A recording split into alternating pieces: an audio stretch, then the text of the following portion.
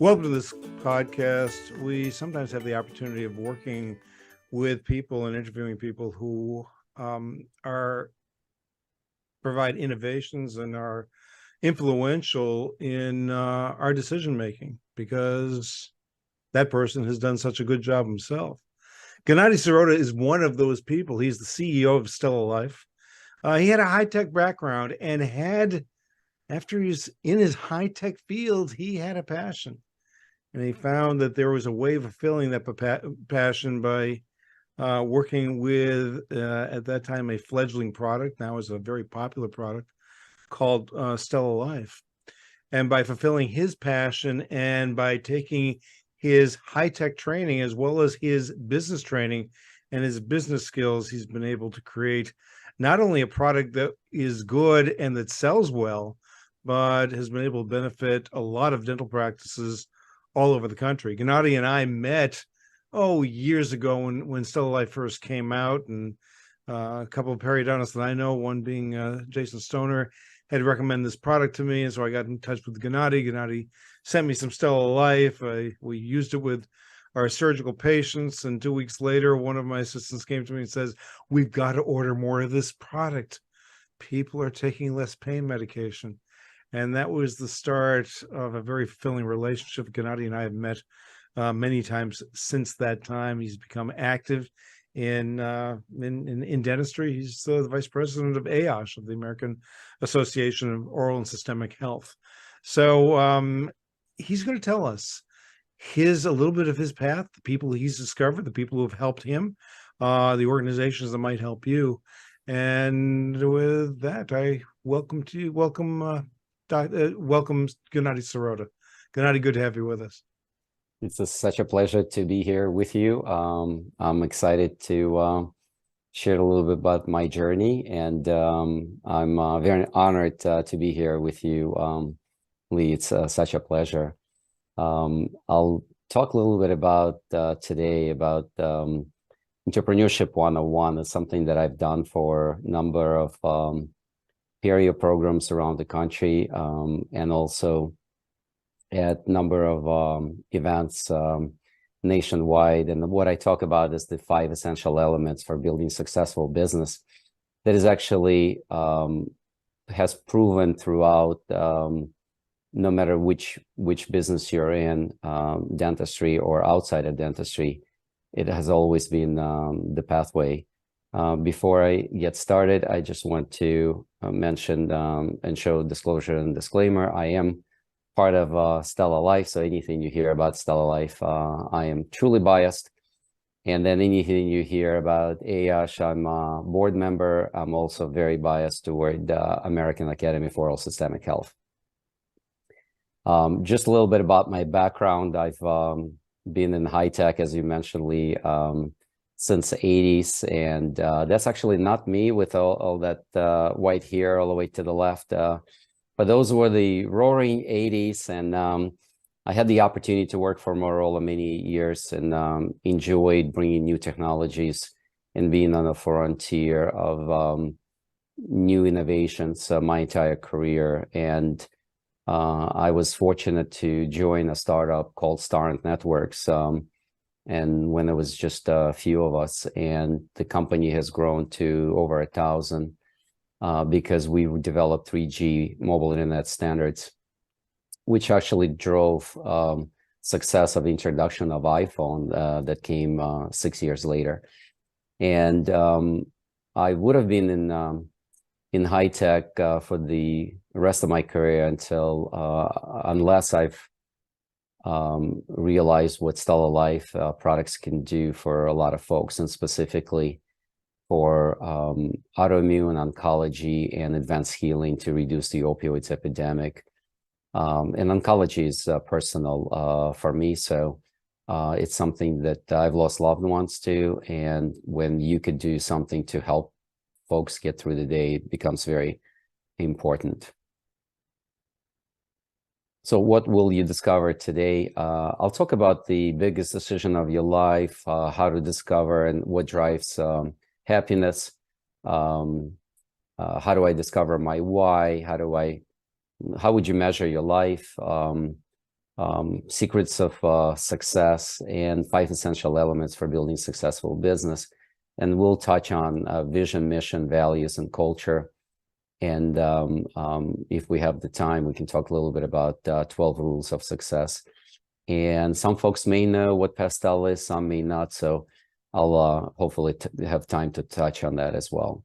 So as far as happiness, maybe some of you have heard about this 80-year-old, 80-plus-year-old Harvard study on happiness. But basically, the summary of it is pretty straightforward. Those who have family, friends, and community around them, that's really the predictor of longevity. And while having good genes are very good, joy is better. So having the community and the system around you that allow you to fulfill your dreams and your passion is really will make all the difference in happiness and your longevity. I think many of you have heard about Simon Sinek. I think he's really good at picking out your why, really your purpose, your belief. Once you can identify that, and then you can take the actions of why you do what you do, and then you could focus on how, and then you could focus on what. If you have not read his books or have not seen him on LinkedIn and other or Facebook, I would suggest taking a look at it. He does really get into asking the right questions so you could figure out your why, what keeps you getting up in the morning and smile and be excited about the day. Finding that passion and that belief is essential. And if you have not seen his TED Talk, I think he's the third most watched TED Talk of all time or something. I know he's definitely in the top 5. And you could just search for him on TED and you look for inspirational leadership. I think it's one of the better 15 minutes that you could spend just listening to him and why certain companies succeed, why leadership is in certain way quite essential in building successful company, no matter what company it is. And then I always look at it and kind of break it into envision the future, follow your passion, and then inspire others to make it a reality. If you could do things like that, then I think you'll have a pretty successful business and the right team with you. I think many have heard about Dale Carnegie. So just in summary, and he has a number of books. I think the one that's really been a game changer for me early part of my career and kind of throughout my career is How to Win Friends and Influence People. I think there's so many insights that he provides, from being a good listener to always have a smile. And I think the one that's really most important is, become genuinely interested in other people. And I think that becomes a very essential aspect of how, you could drive success long term. And then, and also ability to view things from the other point of view. So not always look at your own point of view, but being able to transplant yourself into another person's position and actually feel it and understand why they say what they're saying and how they're seeing things. I truly believe that's one of the secrets of success, because if you could see not only your side, but the other side, that allow you to always come with a common ground and be able to move toward success. I think most have heard about 7 habits of highly effective people. I think in order to build a successful organization, one way or the other, each one of these 7 habits become really important.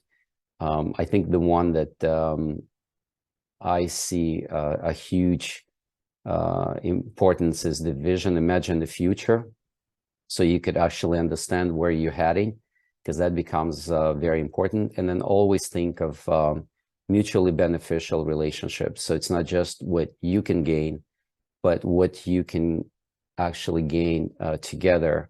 It's one plus one is three, rather than it's you and one just staying with what you can get. Because if it's not one plus one is three for both sides, it will never last.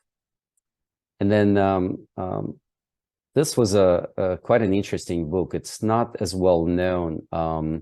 Clayton Christensen is actually quite well known as a Harvard professor, and also he wrote a book, Innovator's Dilemma. It is like a Bible in a technology world. But this book, not a lot of people have not heard. And basically, he makes this really interesting point that, you know, once you have a chance to read his book or read about this book or read about him, is that the most important motivator is really not money. It's the opportunity to learn, grow in responsibilities, and contribute to be recognized. Now, it sounds really like, well, that's great. It sounds like we know what that answer is, but building your life around this and your organization around this that allows other team members or your family members feel the same way makes a huge difference. And then think of a metric in which you will be judged and make a resolution to live life every day on that metric, that will allow you to judge your life as a success. So think of that ahead of time, and then live the life that way. Then you know, going through the journey will allow you to continue to adjust, to know what that metric is, and then live your life toward it. A lot of businesses, and this is something that I find, whether that's in the high tech, biotech, dentistry, or medicine, a lot of businesses search for their vision, their mission, their core values, and then figure out what their strategy execution is and how to measure it. I think if I would say one of the most essential things in building a successful business, I would say having the vision and the mission and the core values defined so clearly that not only you understand what it is, but your entire organization. And I'll give you an example. You know, vision without action is a dream. Action without vision is just passing time. And then vision with action can change the world. And what I've seen is there's a lot of action, but if there's no vision, you could end up meandering around and spending a lot of time in various ways to later find out that that's not where you wanted to take the organization or your team or your business. So I think core values, which is your principles and ideals, are also essential, because if you could define your core values, which are non-negotiable, and you could share it not only with your team, but even with your customers, it will not only help everyone understand who you are and what your business is about and what drives you, but it will allow you and your team to truly gel toward and focus marching toward the vision. And I think what's really exciting about it is that if you have the right core values defined, then you will always attract the right team members, and you will repel those that are not good for your business. So if you could do this very well, it will save you a lot of time and a lot of effort. And then from there, once you have the mission, you have the core values with the vision, then you could develop the strategy and execution plan.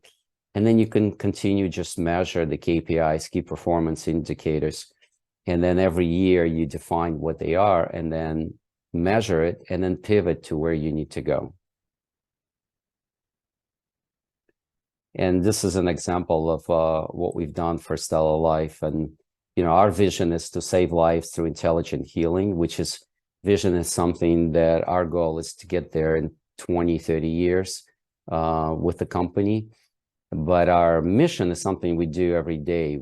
Our goal is to improve lives by accelerating healing, relieving pain, reduce the need for opioids, and help the oncology patients. And to my surprise, I can tell you that we now have people who reached out to us and said that we've actually saved their lives. So even though I didn't think that was going to happen years down the line, in helping some oncology patients stay off the feeding tube, and they credit us for truly saving their lives. So 5 essential elements to lead to business success. There are many different elements to build business, but these are the 5 essential elements that have been identified by Bill Gross, who actually successfully invested and incubated over 100+ companies. And he looked at his own companies, and he looked at another 100+ of outside companies, and he found that these are essential elements. Without these elements, if one of them is really not doing well, it will be difficult for business to survive long term.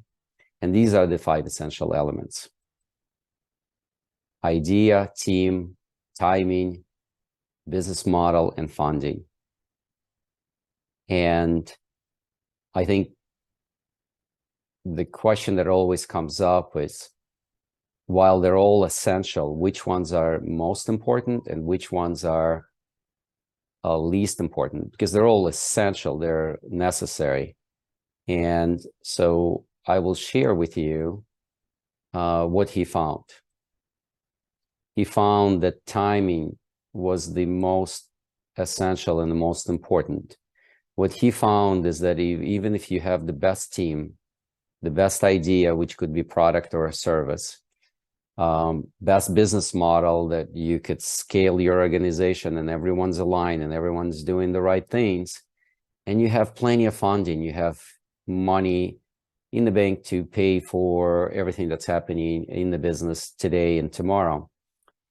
If your customers are not ready, you could do all these for very well. And if the technology is not ready, the customers are not ready, the timing is not there, then that will constitute no success for the business.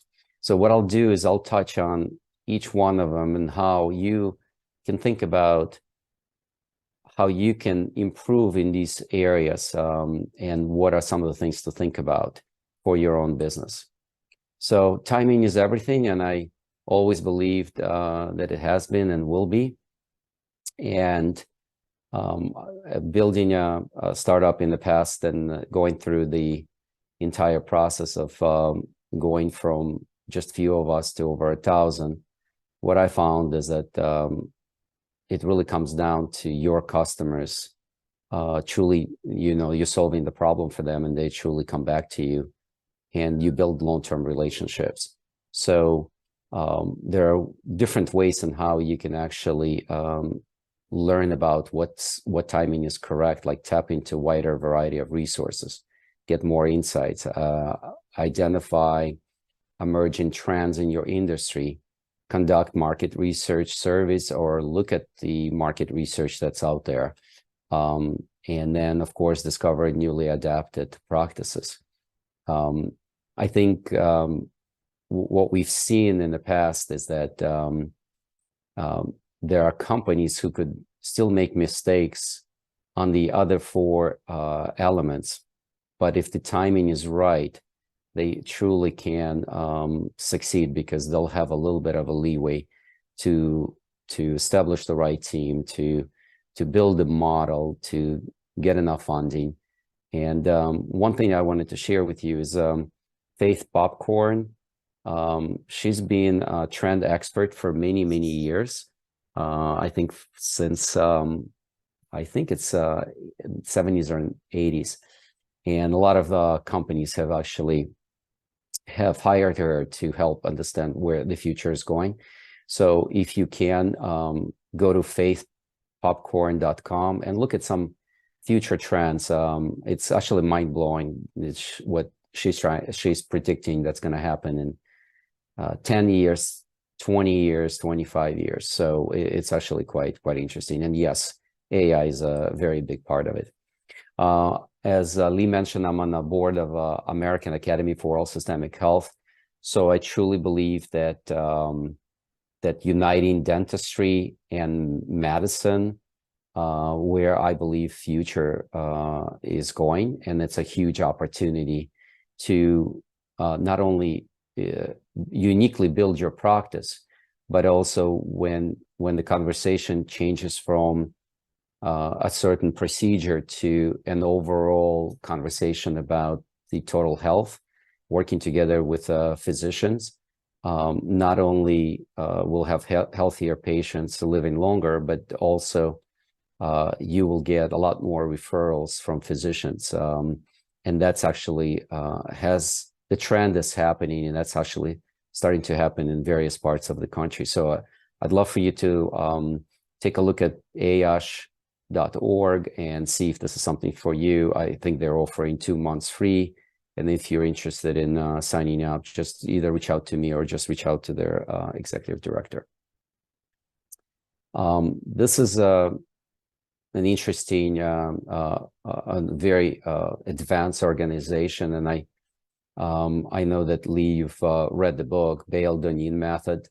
If you have not looked them up, I would suggest to do it. They're actually the ones that are talking about root causes of arterial inflammation, and they're linking a lot of oral pathogens to heart attack and strokes, and they're physicians, and they're the ones who also trailblaze in trying to bring medicine and dentistry together. So definitely look them up.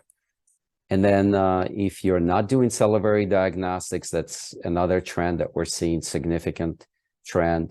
There are various companies out there, from Direct Diagnostics and Oral DNA that and many others, Oral Vital, that sharing how they can help bring some really excellent test capabilities to your practice that ultimately will help your patients. And then back to the team, high performance leadership is really essential to building the right team, and the 3 pillars of trust: honesty, benevolence, and competence. And truly, trust is one of the essential elements. And then, of course, with competence, then the team gets on board, and having the right vision, having the right mission, and the values that are defined, that your team is aligned with, they're going to stay with you by far longer than any pay raise. I know pay is essential for a lot of folks to stay in their jobs. But what I found throughout my career is while pay is important, you need to be competitive. If they're aligned with your mission, vision, and the values, they'll have a much harder time leaving for an extra salary or bonus from somebody else, because if they're passionate and they truly feel that they're contributing, it would be, they would think 10 times before they would actually leave you. And then one thing that I would share with you is that venture capitalists, and I've dealt with a number of them throughout my career, is that what they do, they don't invest in ideas or products. They actually, the smart ones, invest in the A team, because they know in order for the company to survive and do extremely well, you need the A team, because they can even take B ideas and make it work. If it's vice versa, the B team could take an A product or a service and not make it work. So that is essential why building the right team is very critical and right at the top of the elements. So many of you have heard and read Maslow theory, his hierarchy of needs. I think the reason that I share this is that when you're hiring and building a team, it is important to understand not only where you are on this hierarchy of needs, but just as important as where are the people that you're hiring, where are they? Because if they're in a certain category here, the conversation will be very difficult if you're trying to achieve a certain objectives and goals, and they need to be at the top of the hierarchy, but in reality they're still at lower levels of hierarchy. It will be very difficult for you to get them up and running and actually align with your values. So this becomes a very important aspect. Many of you have heard of disc profiling. Some folks believe in it, some do not. I've had good experience with it in general, and just understanding the type of people that you bring in on a team, because there are certain types will work better with other types. At least that's what I found. And depending on the position and where they are, I think it becomes quite important in how you bring them in and what you've asked them to do.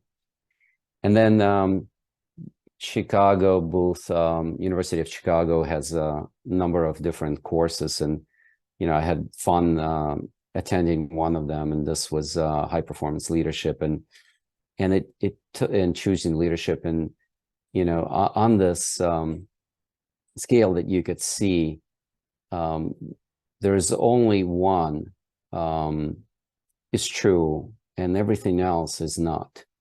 And I'd love for you to look at this. For example, do all leaders have charisma? Do all leaders have all the answers? If you can't lead, you're not a leader. You can clearly spot a leader, and leaders are extroverts, and leaders don't make mistakes, and leaders are the ones that are born to be leaders.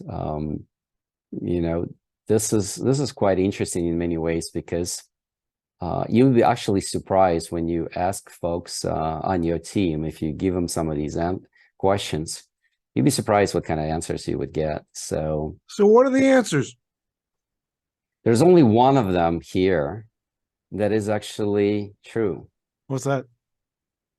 And the only one is actually top right. If it's not written, it doesn't exist. Exactly right. And I found this so many times. And actually, I think, our team and folks at AYASH, I think they're tired of hearing me all the time, because we all talk about great ideas within, let's say, StellaLife. And I would always say, let's write it down, because if we can't, you could always try to verbalize something, but if you can't write it down, it's not going to work. So if it's not written, it doesn't exist, and found it always to be true. And then, of course, Steve Jobs. I mean, he's been a figurehead for leadership, and a lot of business schools talk about him. And I find a lot of these are actually extremely useful, these 12 rules of success. The couple that I truly, and they're all actually very good. I think the one that I'm really most aligned with is do what you love. If you're passionate about what you do and you love what you do, it's not a job. If it's not a job, you don't mind doing it. If you don't mind doing it, you're going to spend extra time. If you're going to spend extra time, you are by far more likely to get really good at it. Once you get really good at it, you will enjoy it more, and you will, from a growth perspective, get there faster. So I've always, if young kids who are graduating from colleges or going to college and trying to decide what they want to do, they ask me the question. I always say, it's truly find your passion and just go after something you love to do. And all others are also quite important, like SWOT analysis, be different, be entrepreneurial, be innovative, focus on outcome. Those are all quite important. And then the other books that are really useful, help them grow, watch them go. That's a really good book. And then Talent War and the new 1 Minute Manager. I think there's a lot of insights from these books. I think in summary, I think it is essential for you to identify your high potential or high potentials in your business and give them a career path. And if you could do that and take care of them and allow them to grow, your business is going to do extremely well, because those high potentials will help you take your business to the next level. This organization actually does a really good job in helping identify mission, vision, values for your team. So they ask all the right questions. They also have some really cool stuff on their website, like you could do a test of emotional intelligence and resilience, and see how resilient you are by actually just going in and answering some of the questions. Of course, Dale Carnegie, we talked a little bit about it. If you go to dalecarnegie.com and resources, you could find so many ebooks, white papers, and some of the training that's actually complimentary, like assessment on communicating with diplomacy. So if you have a front desk person who is constantly interacting with your patients, and then you also have hygienist and number of others that are constantly working with your patients, it would be really cool for you just to go to this website and have them take this assessment of communicating with diplomacy, or they actually allow you to download it and you can actually have your team take it. It will allow you to understand how they communicate with your customers, and also allow you to understand if they're in the right role or if they need additional training to communicate with your customers, so that your customers are fully delighted, completely delighted, and always want to come back to your practice. And then ideas, which is basically your product or service, has been identified as number 3. Innovator's Dilemma, it's Clayton Christensen, the one that wrote the book, How Will You Measure Your Life? This is his high-tech Bible. He talks about why medium to large successful companies over time fail, and why small companies and even startups overtake the large companies. And he kind of goes through an explanation why it happens. So as a small business, you have an opportunity to grow into mid-sized business if you decide to add additional practices, become group practice, and someday a DSO. While this is more focused on high tech, there's a lot of lessons learned here that are very, very attributable to any business for its growth and success long term. And then he also talks about the innovator's DNA.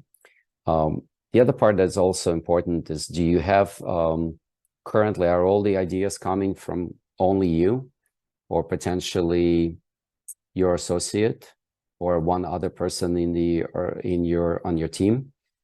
And if that's the case, then that's not that great, because you want to make sure that ideas can come from anyone within the organization. And how you do that is you create an environment where ideas are celebrated, no matter how crazy they are, because crazy ideas will usually lead to some really good ideas down the road.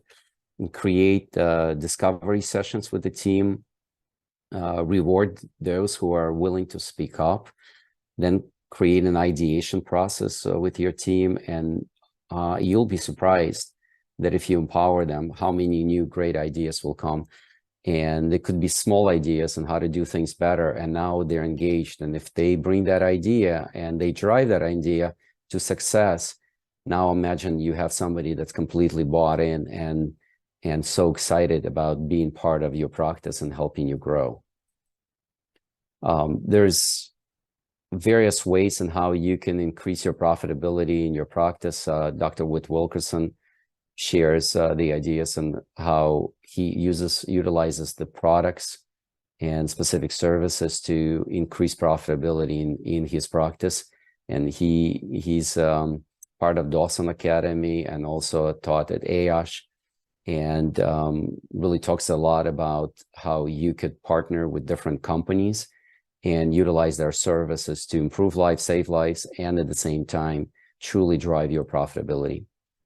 And then business model, this one is becomes a little bit more complicated when you go from one practice to two, and then from 2 to 4, and then 4 to 7, and then 7 to 10. It gets a little bit more complicated because now you have to be thinking how to scale your business. And as you think about how do you scale your business, you have to start thinking about how every one, no matter which locations there are, that they're fully aligned. So this is where the core values, core focus, targets, marketing strategy, 3-year plan, 1-year plan, quarterly reviews, and specific actions that are done across the entire organization, and everyone has to communicate.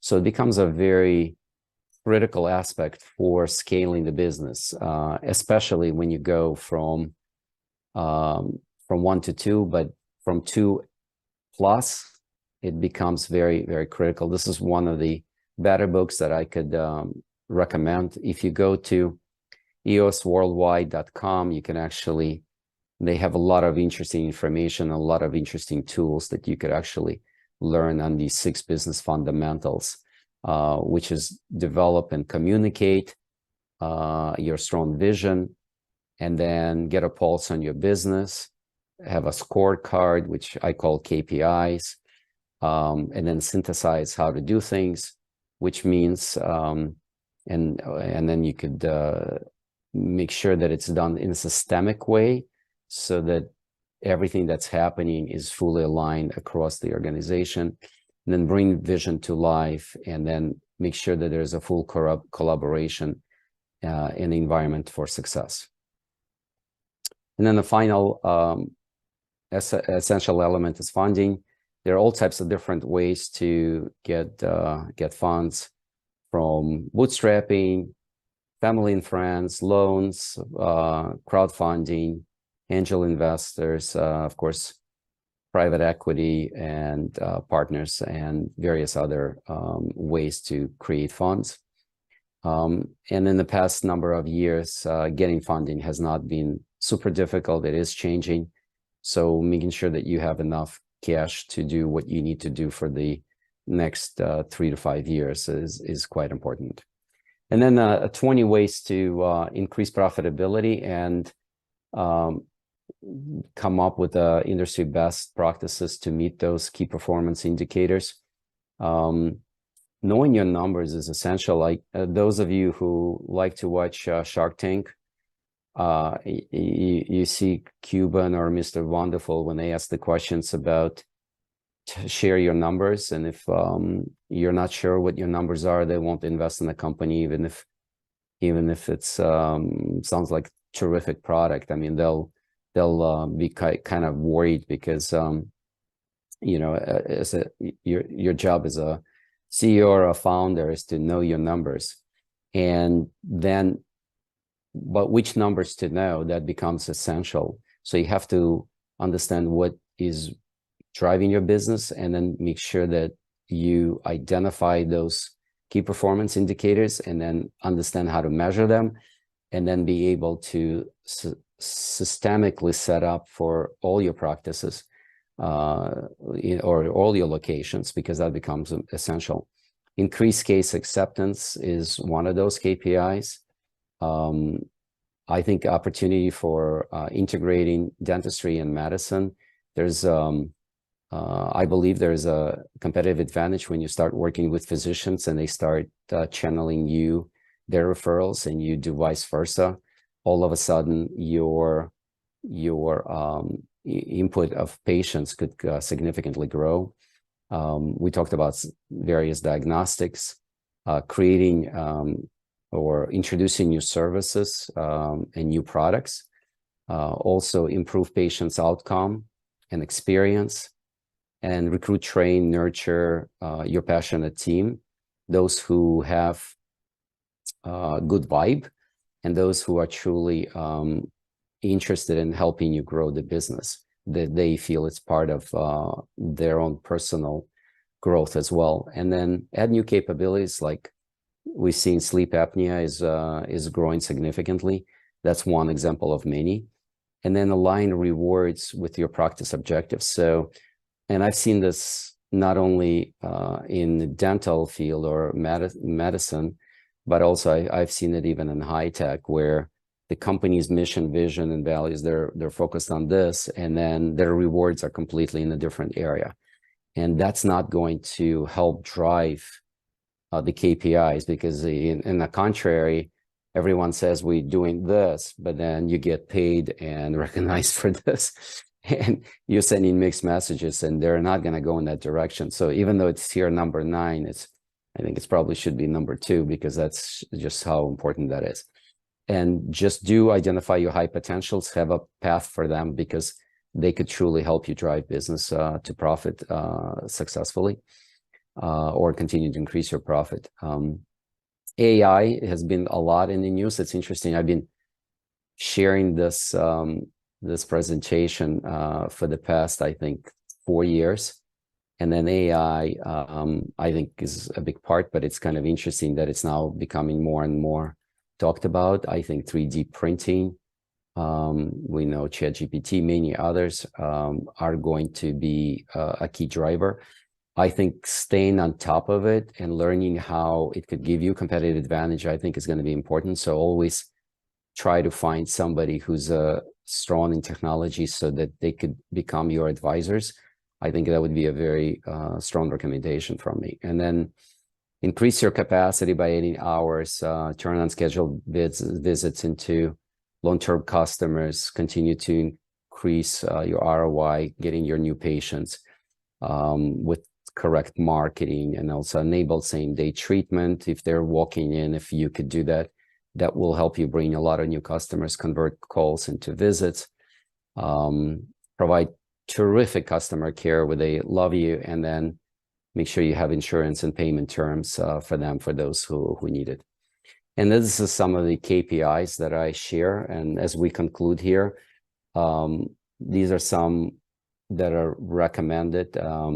Again, I've not ran practice myself. So what I'm sharing here is my both research and talking to a lot of different clinicians, both in medical and dentistry, and they're sharing with me the type of KPIs they're focused on, and also even DSOs, because they're all driven by key performance indicators. I mean, they watch this stuff. If we include DSOs, then we start getting into financials, EBITDA, all this other stuff that they watch. If you're getting into DSOs, just interrupt. I mean, we've got to understand that the DSOs are providing the business models that we may not, as individual practitioners, be willing to do. And so that more and more practices are going in the direction of DSO because they're doing these performance indicators. However, these performance indicators are easily derived from your software. I mean, it's already there. It's just a matter of getting those benchmarks there, understanding where they are, make sure you're on top of it every week, every month, and not wait until the end of the year to let your accountant know what's going on. And if you're able to look at these benchmarks, and every one of these benchmarks here are important. I mean, treatment acceptance obviously is a big deal. And if our treatment acceptance is down for 1 month, well, we have to find out what happened. You know, what happened? What did we do wrong? What did the financial arrangements assistant do wrong? If we know that now in the month, well, we're recording this in the month of May of 2023. If we know that now, we can make the correction in June rather than find out at the end of the year what happened. So one of the keys to maintaining an independent practice, which is what the IDS is geared to, is to make sure that we're running a business model that's going to measure our successes, and then we can apply all of these important ideas, including high tech, and making sure that it's high touch, and that we're providing something that's better than anybody else can provide in your area.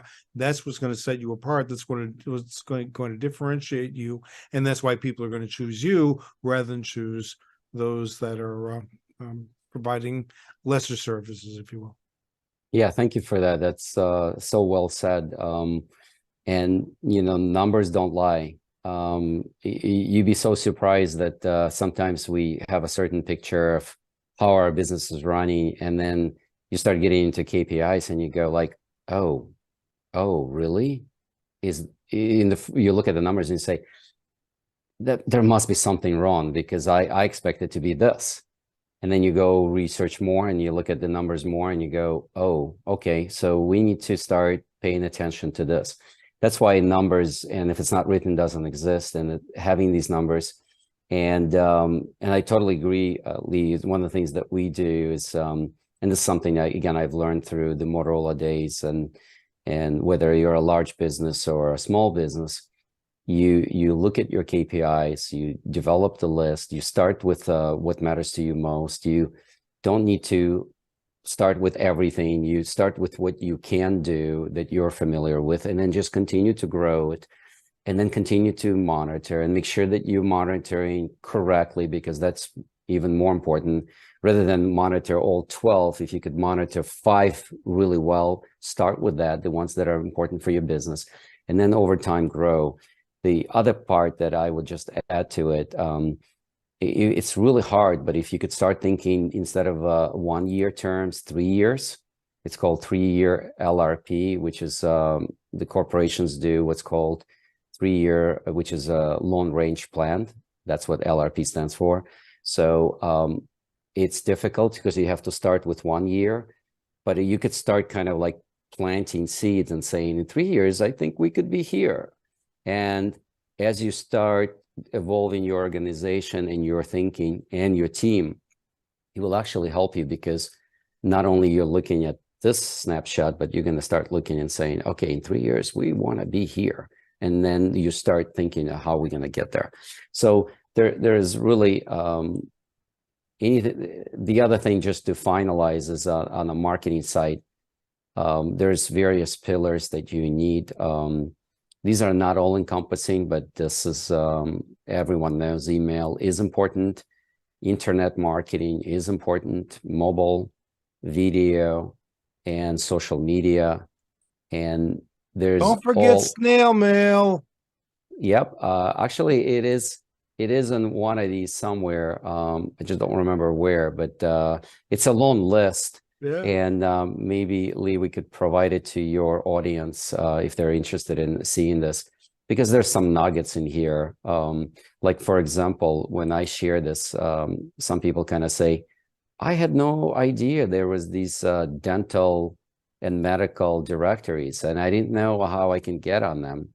Well, reality is, when a lot of your patients are looking for a dentist in their area, or a periodontist, if they even know who periodontists are, then they would actually be searching for some of the directories. So this is one example.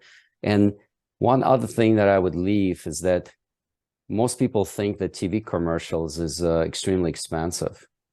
And it's actually, if you hit your local channel and if you do it in the right way, you can end up being a matter expert because they've seen you on TV. I mean, it's that crazy.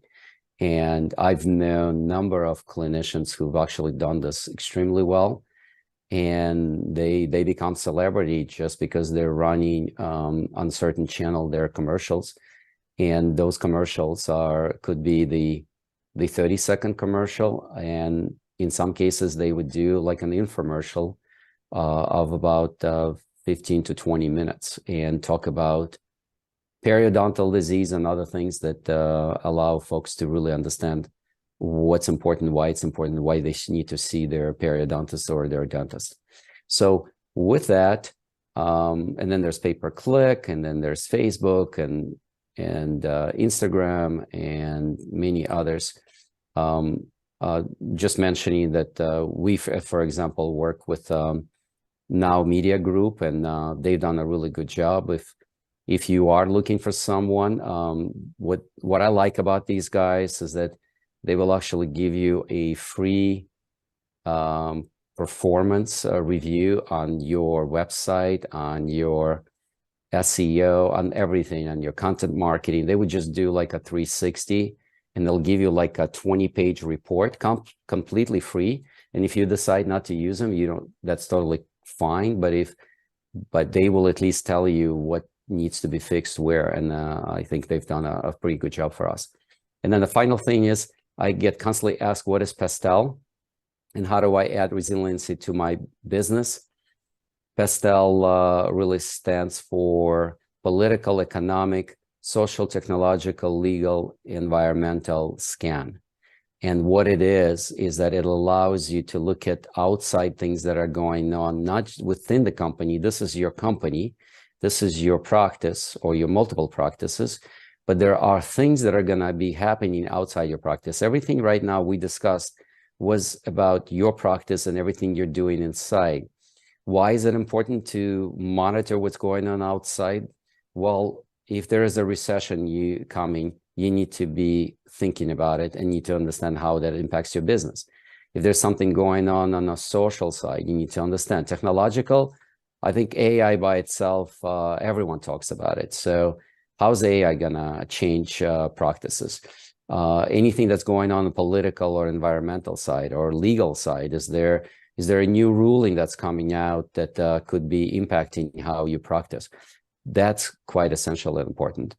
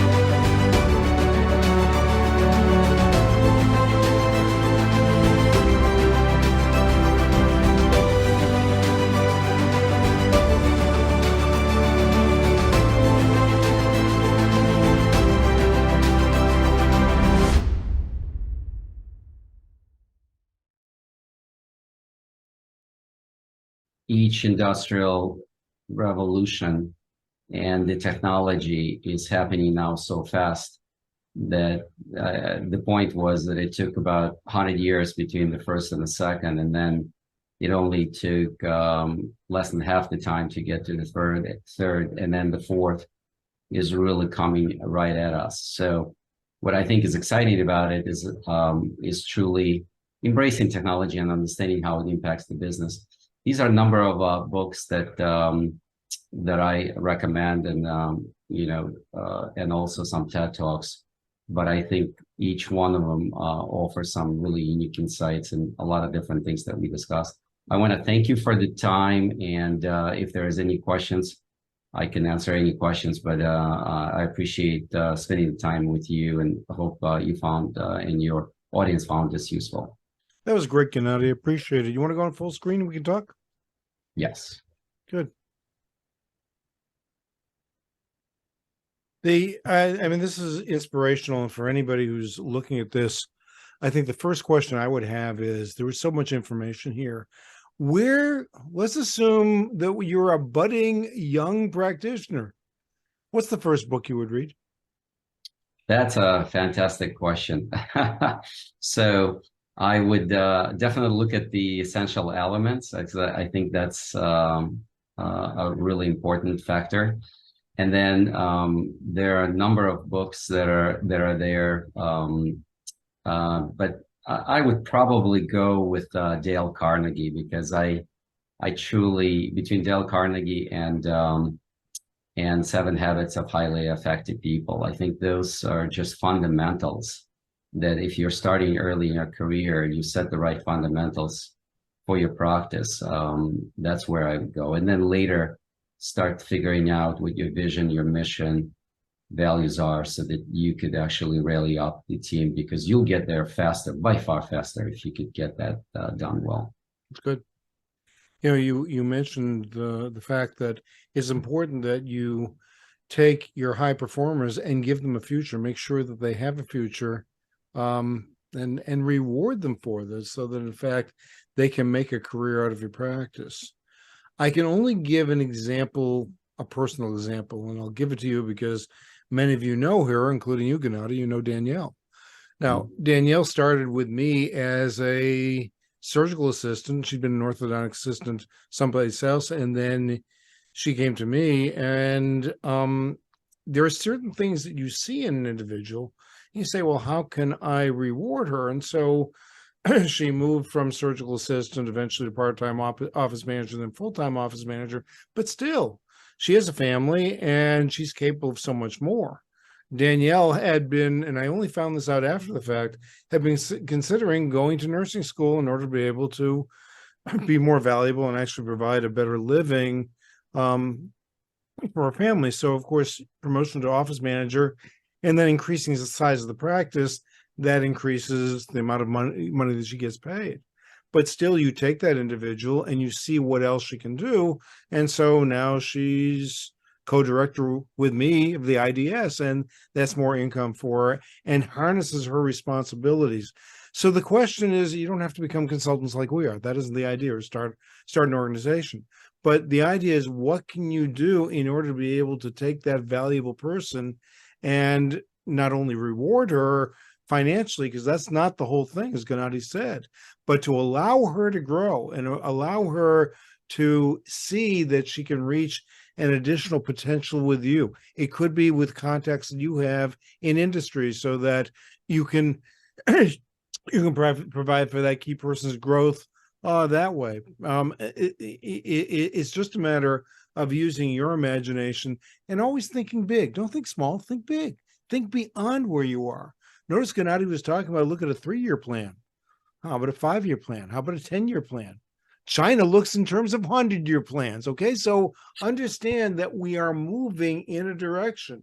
And for those of us who want to stay in independent practice, or even want to grow our practices into multiple offices or multiple specialty offices, there is that target you need to go to, playing a bigger game and be able to determine the plans that you need to make in order to be able to play that bigger game.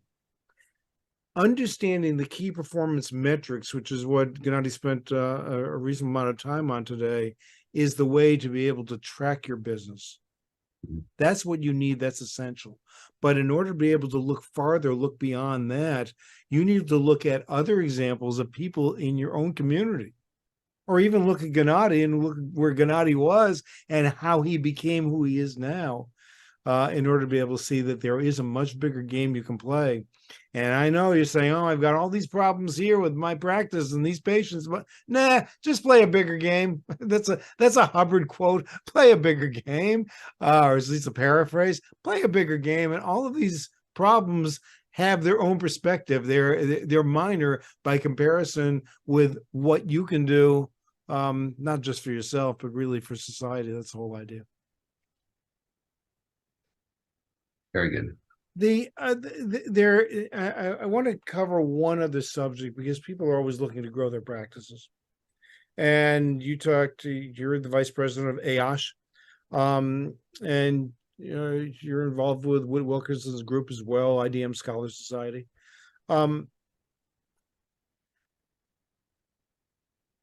It takes a certain physician who wants to work with dentists. This isn't the everyday physician. And so Gennady, within AOSH, which is a great organization, how do you suggest that people develop relationships with physicians, and how do you choose those physicians?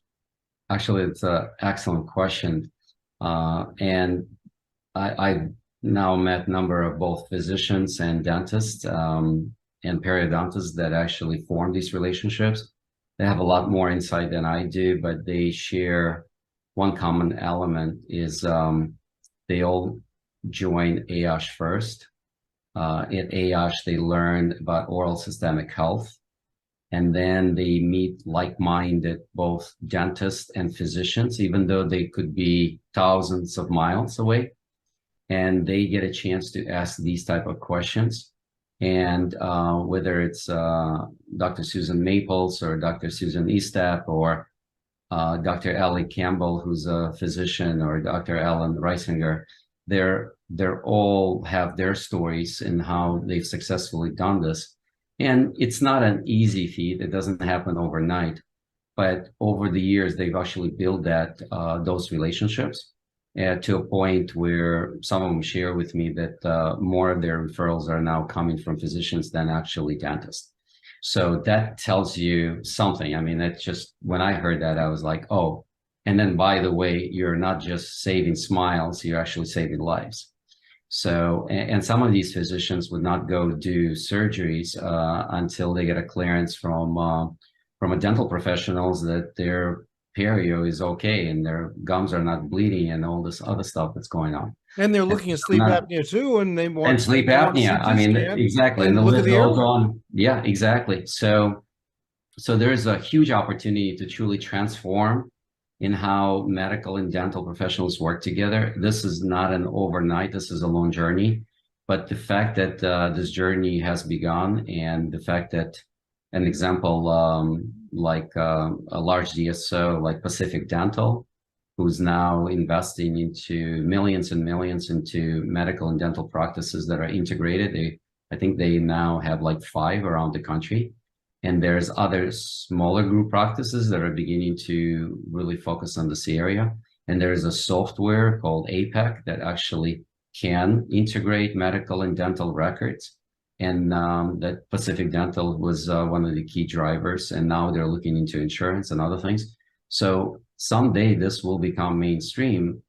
But as I shared, I'm always on the bleeding edge of new innovation. And I believe that this is so essential and critical for improving and saving lives that the more we do it, the financial part will definitely be there. Because if now the big guys are focused on it, you know that there will be profits coming. Tell me about that software, APEC. How do you spell that? I think it's APEC.